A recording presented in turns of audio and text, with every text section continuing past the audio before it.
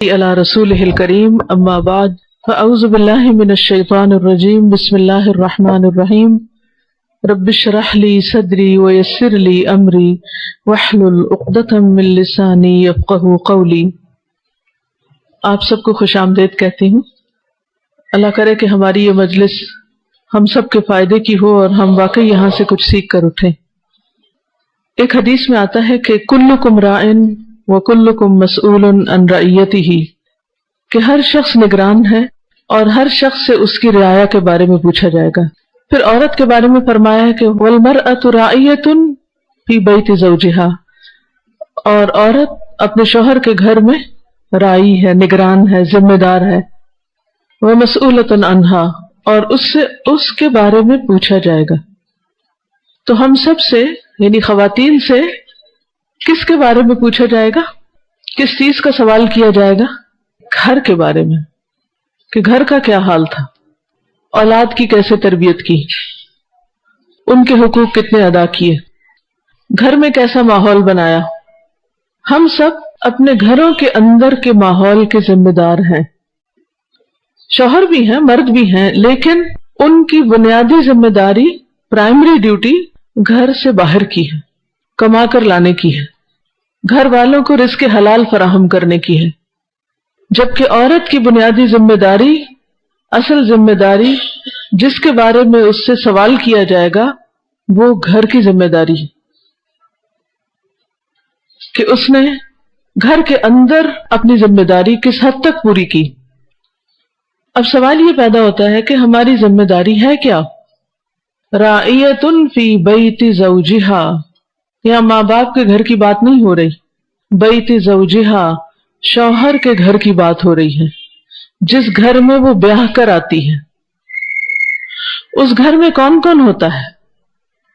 بعض اوقات صرف شوہر ہوتا ہے، بعض اوقات شوہر کے والدین بھی ہوتے ہیں، جوائنٹ فیملی سسٹم ہوتا ہے، بعض اوقات شوہر کے بہن بھائیوں میں سے بھی کوئی اس گھر میں رہ رہا ہوتا ہے۔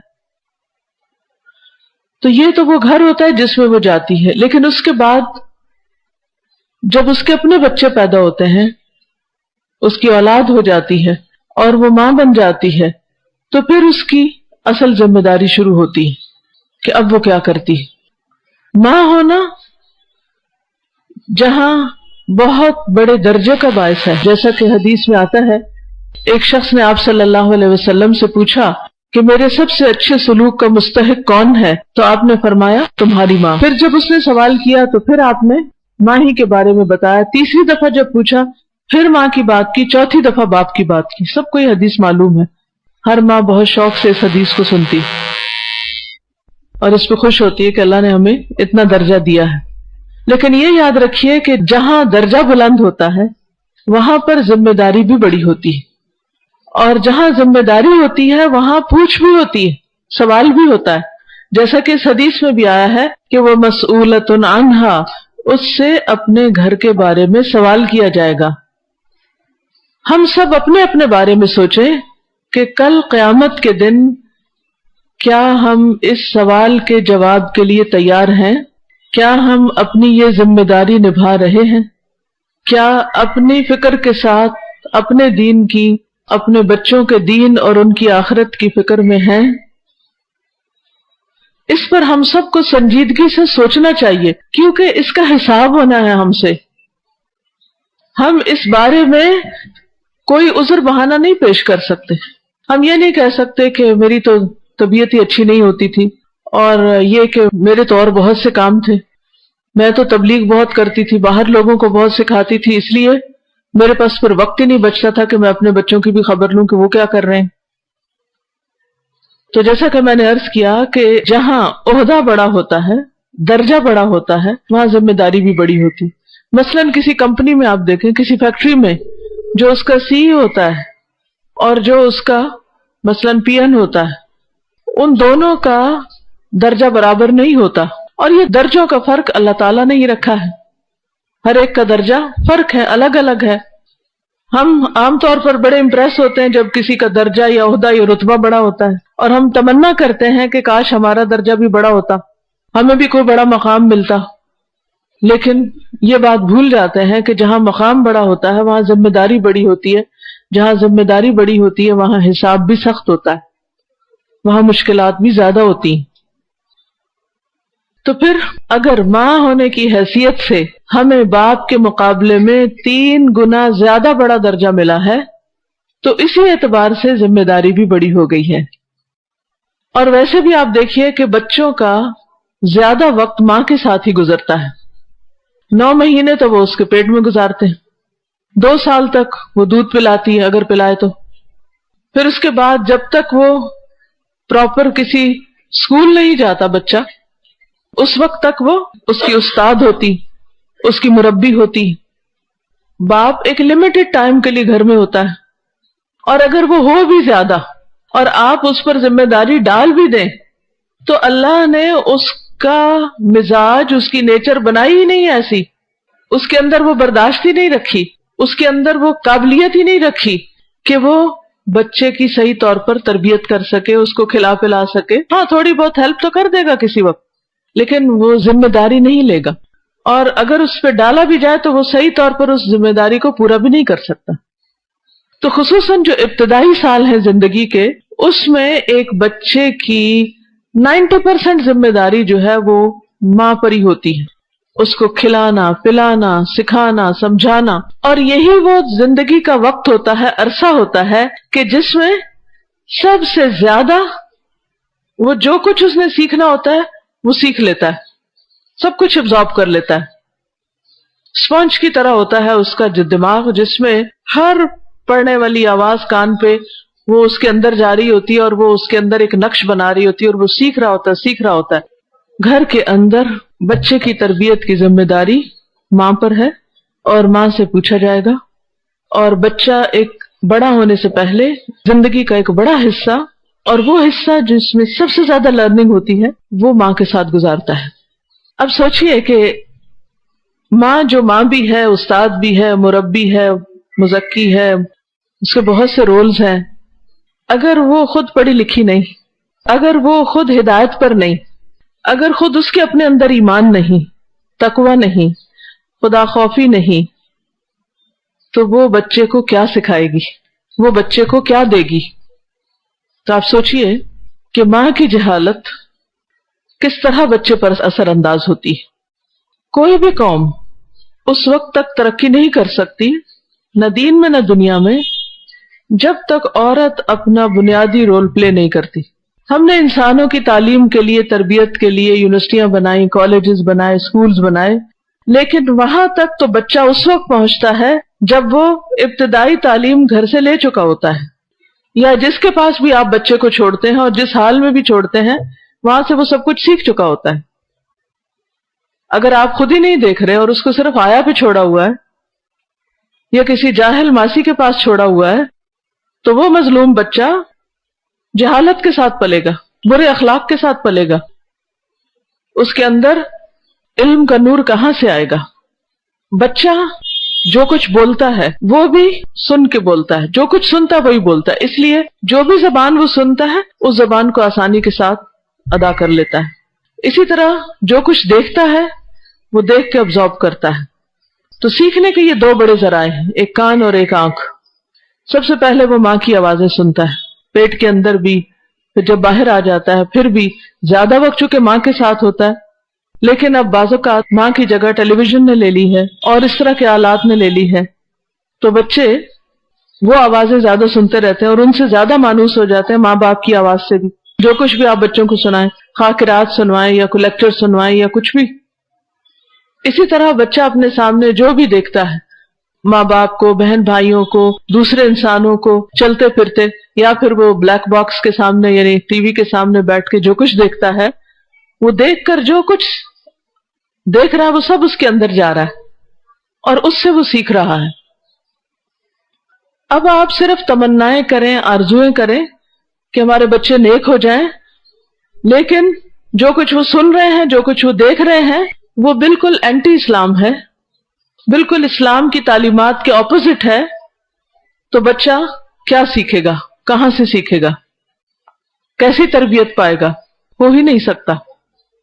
کچھ سائنٹسٹ نے ایک ایکسپیرینس کیا تھا 10 بچوں کو جب وہ پیدا ہوئے تو ان کو وہاں سے وہ آبادی سے دور ایک جگہ لے گئے. وہاں انہوں نے ان کے لیے کھانے پینے، رہائش، ان کی خدمت کے لیے سرونٹس، ہر چیز کا انتظام کیا، اور ان کو سختی کے ساتھ اس بات سے منع کیا کہ وہ ان کے ساتھ سب کچھ کریں گے، یعنی کھلائیں پلائیں گے، ان کو صاف کریں گے، ان کی ہر ضرورت کا خیال رکھیں گے، لیکن ان سے بات کوئی نہیں کریں گے، بولیں گے نہیں، ایک لفظ بھی نہیں بولیں گے. کچھ عرصے کے بعد، یعنی جب بچے بولنے کے قابل ہوتے ہیں، 1-2 سال کے بعد جب ان بچوں کو واپس لایا گیا تو ان میں سے ایک بچہ بھی نہیں بول سکتا تھا، کسی کو بھی نہیں بولنا آتا تھا، کیونکہ انہوں نے کسی کو بولتے سنا ہی نہیں تھا. تو اس سے آپ اندازہ لگا سکتے ہیں کہ بچے وہی بولتے ہیں جو وہ سنتے ہیں. اب یہ آپ کے پاس چوائس ہے کہ آپ انہیں کیا سنوا رہے ہیں، آپ انہیں کیا دے رہے ہیں. اسی طرح وہ وہی ایکٹ کرتے ہیں، ان کے ایکشنز، ان کے ہاتھ اٹھانے، بولنے، دیکھنے، اٹھنے، بیٹھنے، حتیٰ کہ چیزیں رکھنے، اٹھانے، ان سب چیزوں میں جو سٹائل ہوتا ہے، جو مینر ہوتا ہے، جو طریقہ کار ہوتا ہے، وہ بھی وہی ہوتا ہے جو وہ ماؤں سے دیکھتے ہیں. اسی لیے آپ دیکھیں کہ بچے عموماً لہجے میں، سٹائل میں اور بہت سی چیزوں میں انکانشیسلی ماں کو کاپی کر رہے ہوتے ہیں، اور بچپن میں جو کچھ وہ دیکھتے ہیں ماں کو کرتے ہوئے وہ خود وہی چیزیں کرنے لگے. مثلا اگر ماں برقع اوڑھتی ہے تو آپ نے دیکھا کہ چھوٹے چھوٹے بچوں کو سکارف اوڑھنے کا شوق ہوتا ہے.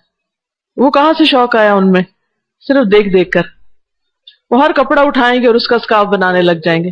ماں اگر نماز پڑھتی ہے تو وہ کہیں بھی کھڑے ہو کر کسی طرف بھی قبلہ رخ ہو کر ہاتھ باندھ لیں گے اور نماز پڑھنا شروع کر دیں گے. یہ وہ وقت ہے کہ جب آپ انہیں ابھی زبان سے نہیں کہہ رہے کہ نماز پڑھو، زبان سے نہیں کہہ رہے کہ سکارف اوڑھو. وہ کیوں کر رہے ہیں یہ سارے کام؟ کیونکہ انہوں نے آپ کو دیکھا ہے. حتیٰ کہ بعض اوقات لڑکے جو ہوتے ہیں وہ بھی لینے لگتے ہیں، وہ بھی یہ سب کرنے لگتے ہیں ماں کو دیکھا دیکھی. تو اس سے اس بات کی اہمیت کو سمجھیے کہ آپ کا رول کتنا امپورٹنٹ ہے، کتنا اہم ہے، کتنا ضروری ہے کہ آپ اس کو سمجھیں اور آپ اس کو ادا کریں. آپ سے یہ نہیں پوچھا جائے گا کہ آپ کون سی جاب کرتی تھی اور اس جاب میں آپ کتنا کماتی تھی اور آپ کے پاس کیسے زیورات تھے، یا آپ نے کتنے لیٹسٹ ڈیزائنز کے کپڑے پہنے، یا آپ کے پاس ڈیزائنرز کے بیگز تھے یا نہیں تھے. یہ نہیں پوچھا جائے گا. نہ ان چیزوں کی کوئی ویلیو ہوگی، نہ ان چیزوں کی بنا پر آپ کی کوئی قدردانی ہوگی اللہ کے ہاں. وہاں اگر کوئی چیز ہوگی تو یا اپنے عمل ہوں گے یا پھر اپنے بعد جو صدقہ جاریہ کے طور پر عمل چھوڑے وہ ہوں گے. اور صدقہ جاریہ میں بھی نمبر 1 اولاد آتی. ولد صالح یدعو لہ، نیک اولاد جو ماں باپ کے لیے دعائیں کرے، اور پھر جو علم انسان دوسروں کو سکھائے، اور جو مال خیر کے رستے میں لگائے. اب ان سب چیزوں کے لیے، ان تینوں چیزوں کو حاصل کرنے کے لیے کیا چیز چاہیے ہمیں؟ وہ کی کیا ہے، وہ بنیاد کیا ہے کہ جس کے ساتھ ساری چیزیں، سارے کام درست ہوتے ہیں؟ وہ ہے دین کا علم، دین کی سمجھ. اگر وہ سمجھ آپ کے اندر ہے تو وہ بچوں کے اندر بھی ٹرانسفر ہوتی جائے گی، اور اس کے لیے آپ کو کوئی انہیں الگ سے بٹھا کے لیکچر نہیں دینا پڑے گا، یا ان کی جسے کہتے ہیں نا کلاس لینی، ان کی کلاس نہیں لینی پڑے گی. وہ آپ کے عمل سے زیادہ سیکھیں گے. اور یہ بھی ایک حقیقت ہے کہ مؤثر ترین تبلیغ عمل کی تبلیغ ہوتی. سب سے زیادہ افیکٹو تبلیغ عمل کی تبلیغ ہوتی. کوئی چیز اگر آپ کسی کو سکھانا چاہیں تو پہلے آپ اس کو خود کریں. مثلا آپ کسی کو کوئی خاص ریسیپی سکھا رہے ہیں، کوئی کچھ پکانا سکھا رہے ہیں، اور آپ خود بھی اسی دن پکا رہے ہیں پہلی دفعہ، تو پھر حال کیا ہوگا کہ آپ نے وہ کام خود کیا ہی نہیں، آپ کو آتا ہی نہیں، اور آپ سکھانے چل پڑے، تو وہ تو کام خراب ہوگا. نیم ملا خطرہ ایمان. اس لیے ماؤں کے لیے بے حد ضروری ہے کہ وہ علم حاصل کریں، کیونکہ علم سے ہی سب سے پہلے اللہ تعالیٰ کی معرفت حاصل ہوتی.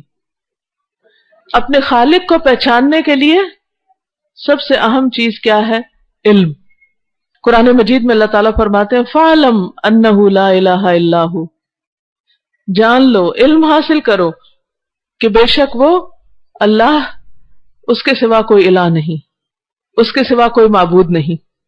تو توحید بھی سیکھنی پڑتی، اس کے لیے اللہ تعالیٰ نے انبیاء کو بھیجا، اور انہوں نے آ کر باقاعدہ لوگوں کو تعلیم دی، جیسا کہ نبی صلی اللہ علیہ وسلم نے کیا۔ تو اس لیے